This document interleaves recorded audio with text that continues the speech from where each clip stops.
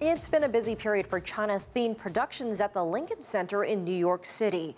The National Ballet of China performed the Red Detachment of Women, one of China's most popular ballets. And now the Peking Opera is staging 2 productions. CCTV's Karina Huber reports from one of the most prestigious performance spaces in the United States. The Peking Opera is in rehearsal at Lincoln Center for Legend of the White Snake. A love story between a man and a woman who was once a snake. It's an opera adaptation of a Chinese legend that goes back thousands of years. The Peking Opera will also perform The Jewelry Purse. Both star Zhang Huoding, who is making her U.S. debut. Americans are used to seeing operas sung in foreign languages, but they have largely taken in European productions. Nigel Redden, director of the Lincoln Center Festival, says now there's more of an appetite for performing arts from Asia.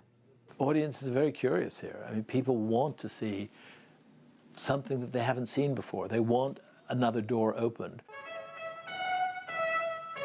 When then U.S. President Nixon made his historic visit to China in 1972, he saw this ballet, the Red Detachment of Women. A staple during the Cultural Revolution, it was one of the few productions allowed under Mao. This summer, it was staged at Lincoln Center. It was the only ballet to be featured in the Lincoln Center Festival, an annual summer festival that features opera, dance, plays, and visual arts from around the world.